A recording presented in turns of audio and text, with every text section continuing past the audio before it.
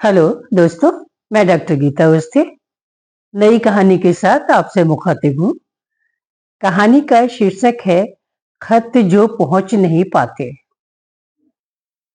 कभी-कभी ऐसा होता है कि हम अचानक किसी से प्यार कर बैठते हैं जिसका कोई सिरा नहीं होता, फिर भी ये हो जाता है, न जाने कैसे। सुनिए कहानी, सुनिए खत जो पहुंच नहीं पाते। उन्हें शुभदा ने एक समारोह में देखा था। समारोह में उन्हें मुख्य अतिथि के बतौर बुलाया गया था। संचालक ने नाम शायद अविकीर्ण कहकर पुकारा था, अविकीर्ण मिश्रा।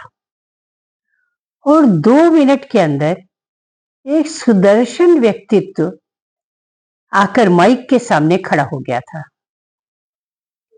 शुभदा नामचीन परिवार से होने के कारण दर्शकों की अगली पंक्ति में बैठी थी। बगल में भाभी और भैया भी बैठे थे। शुभदा तो बस उन्हें देखती ही रह गई थी, जैसे भगवान ने उन्हें अपने हाथों से बनाया हो। क्या व्यक्तित्व था! गोरा रंग, भावपूर्ण आंखें, गंभीर वो ठसकीली आवाज, लंबा वो सुडौल शरीर, कहीं कोई कमी नजर नहीं आती थी। शुरुआत भी कुछ इस तरह से किया था कि समारोह के नियम के विरुद्ध उन्हें पहले आने का मौका इसलिए मिला था कि अत्यधिक आवश्यक ड्यूटी में उन्हें जाना पड़ रहा था। इसलिए 2 शब्द कहने वे पहले ही आ गए थे। बाकी कार्यक्रम यथावत ही चलेगा। 2 शब्द कहकर वे चले गए थे। वे 2 शब्द क्या थे, ये शुभदा को न याद थे, न वो समय कि वे कितनी देर बोले थे। शुभदा तो बस जड़ की जड़ रह गई थी। कार्यक्रम चलता रहा था। भाभी बीच बीच में उसे कोहनी मारकर सामने देखने, वो प्रतिक्रिया देने को कह रही थी, लेकिन उसके कानों में सिर्फ एक ही आवाज गूंज रही थी, अविकीर्ण मिश्रा। जैसा अलग सा नाम, वैसा ही अलग सा व्यक्तित्व। घर तक आने में उसकी मनोदशा अजीबो गरीब सी हो रही थी। उसे लगता था अविकीर्ण शब्द उसके मन में, तन में, रोम रोम में, मस्तिष्क में, यहां तक कि सोच में भी पूरी तरह से व्याप्त हो चुका है। वो बस पूरे के पूरे वैसे ही कपड़ों में लेट गई थी। भाभी कमरे में आई थी तो उसे टोका था कि नाइट ड्रेस भी नहीं पहनी थी उसने। उसने थकान का बहाना कर दिया था। भाभी ने माथे पर हाथ रखकर देखा था, फिर उनके चेहरे पर संतुष्टि के भाव आ गए थे। क्योंकि बुखार नहीं था, वे लाइट बुझाकर चली गई थी। सुबह नाश्ते की टेबल पर भी वो बस चम्मच और कांटे से खिलवाड़ करती रही थी। शायद भैया ने भी नोटिस लिया था, क्योंकि उन्होंने भाभी की तरफ अजीब सी निगाहों से देखा था। भाभी ने मुस्कुराकर उन्हें आश्वस्त किया था। नाश्ते के बाद उसने अपनी बचपन की दोस्त श्वेता से बात करने की सोची थी, पर फोन लगाने के बाद उसने डिस्कनेक्ट कर दिया था। बाद में श्वेता का फोन आने पर भी उसने डिस्कनेक्ट कर दिया था। मन में जैसे कोई झंझावात चल रहा था।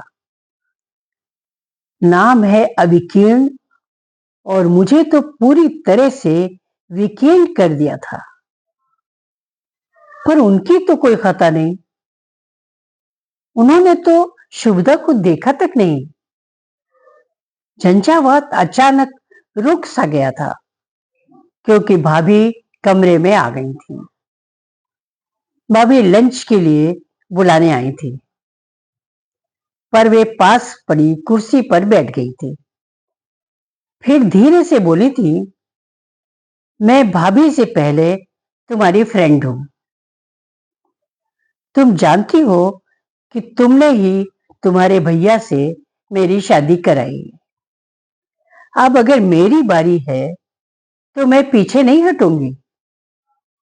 तुम बताओ, कल से तुम्हें हुआ क्या है?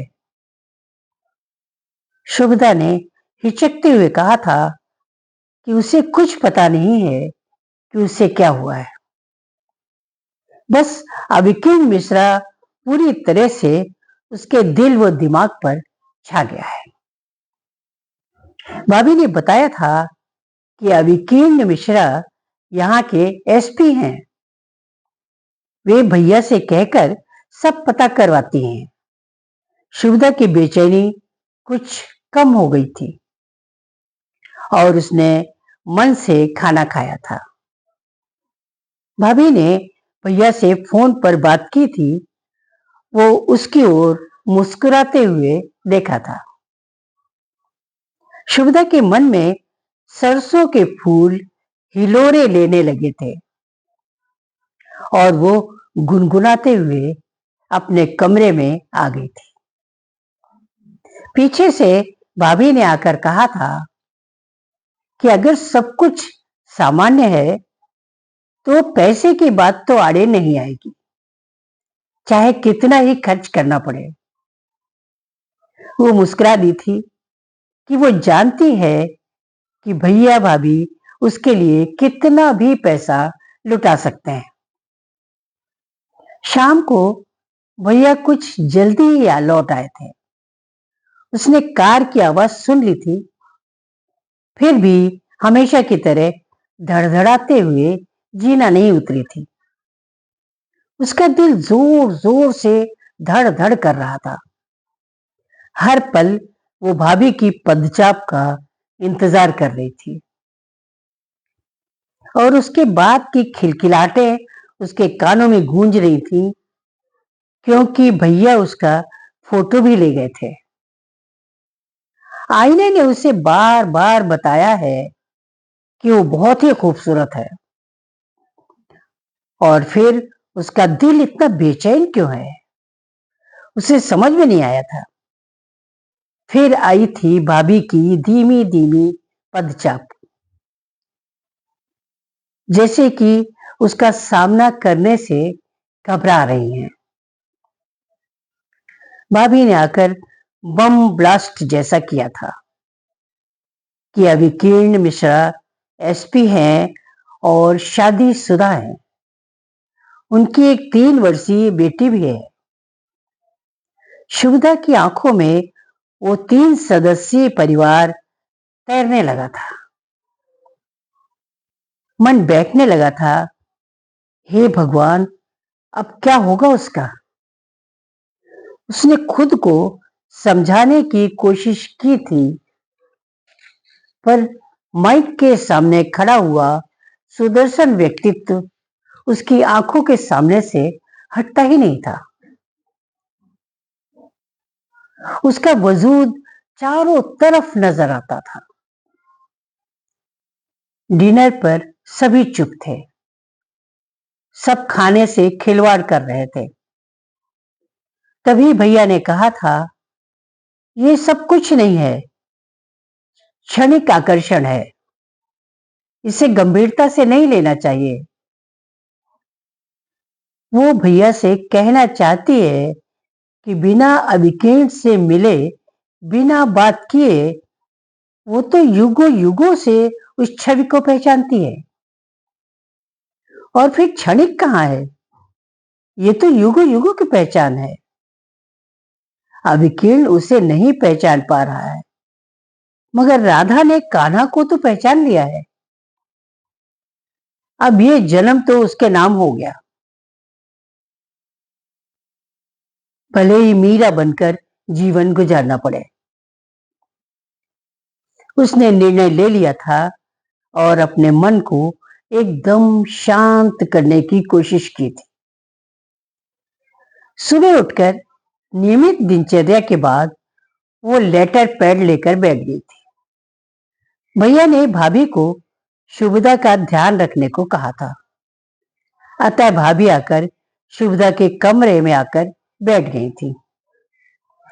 शुभदा ने लिखना शुरू कर दिया था। मन की कलम से मन की बातें मन से लिखना शुरू करें। चाहे तुम जवाब मत देना, पर हम लिखना शुरू करें। भाभी ने लेटर पैड खींचकर पढ़ा था। वो फिर कहा था, खत क्यों, बात ही करनी है तो फोन नंबर दे देती हूं। एसपी का नंबर तो जगह जगह मिल जाएगा। नहीं, शुभदा ने कहा था, मैं जानती हूं एसपी के जीवन का एक एक पल कितना महत्वपूर्ण होता है।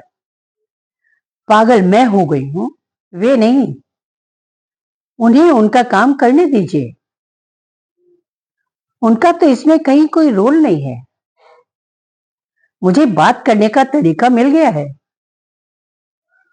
दूसरे दिन सुबह भाभी कमरे में आई थी तो शुभदा सो रही थी। शायद रात भर खत लिखे थे। तमाम खत टेबल पर बिखरे पड़े थे। शुभदा की भाभी ने पत्र पढ़े थे।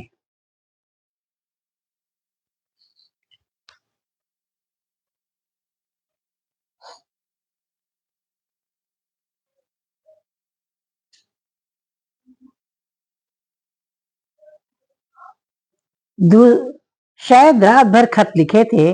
तमाम खत टेबल पर बिखरे पड़े थे। शुभदा की भाभी ने पत्र पढ़े थे। उसने लिखा था, अभिकीर्ण जी, आप बिल्कुल भी दोषी नहीं हैं। आपको तो पता भी नहीं कि मैं किन हालात से गुजर रही हूं। ये हालात भी मेरे अपने बनाए हुए हैं। मैं अपनी तरफ से आपसे बात करती रहूंगी। शायद आपके रिटायरमेंट तक आपको एक बड़ा पार्सल मिल जाएगा,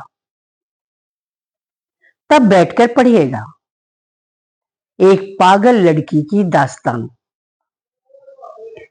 वैसे मुझे भी पता नहीं कि ये किस युग की पहचान है। इस जन्म की तो हो नहीं सकती। पत्र अधूरा था। भाभी रखकर चली गई थी। शुभदा के लिए चाय सर्वेंट लाकर सिरहाने रख गया था। शुभदा ने अंगड़ाई ली थी तो सूरज को निहारा था। अरे, सूरज इतना चढ़ाया था। आज तो वो देर तक सोती रही थी। उसने चाय ली थी। वो वॉशरूम की तरफ बढ़ गई थी। तैयार होकर शुभदा नीचे सीढ़ियां उतर गई थी। वो भाभी को पुकारा था। उसका स्वर आज कुछ चटकीला था। कल का बोझिलपन उसमें नहीं था। भाभी ने आकर उसे नाश्ता करने को कहा था। दोनों नाश्ते की टेबल पर बैठ गई थीं। आज शुभदा ने पूरे मन के साथ स्वाद ले लेकर नाश्ता किया था। नाश्ते के बाद भाभी ने शुभदा के सामने शॉपिंग का प्रस्ताव रखा था तो शुभदा बोली थी, भाभी, आप भैया के लिए शॉपिंग कर लाइए। मुझे तो अभिकेश जी की पसंद नापसंद का कुछ भी पता नहीं है। मैं क्या लाऊंगी? भाभी ने उदासी के साथ उसे निहारा था। क्या होगा इस लड़की का? कितनी जिद्दी है। ईश्वर ही सब कुछ ठीक करेगा। शुभदा टेबल पर जाकर बैठ गई थी। लेटर पैड सामने था और उंगलियां चलने लगी थी। अविकेश जी, आप सोचते होंगे कि कैसी लड़की है, बस दिन भर खत लिखती है। पर क्या करूं, मेरे पास अपनी बात आप तक पहुंचाने का कोई जरिया नहीं है। अरे कितनी पागल हूं मैं, आप कैसे कुछ कहेंगे? आपको तो पता भी नहीं है कि मैं खत लिखा करती हूँ। वैसे विकेश जी, आपको कभी हिचकी आती है? लोग कहते हैं कि टेलीपैथी या इंट्यूशन भी कुछ होता है। आपको होता है क्या? होता भी होगा तो आप मुझे कैसे जानेंगे? देखिए, इस उम्मीद में ये खत लिखती हूं कि शायद आप तक कभी पहुंच पाए। लिखते लिखते शुभदा लेटर पैड पर सिर रखकर सो गई थी। पेन गिर गया था। पन्ने फड़फड़ाकर मानो कह रहे थे कि तुम्हारी वेदना हम उन तक पहुंचाना चाहते हैं, मगर कैसे? सभी खत अपने गंतव्य तक तो नहीं पहुंच पाते ना। नमस्कार।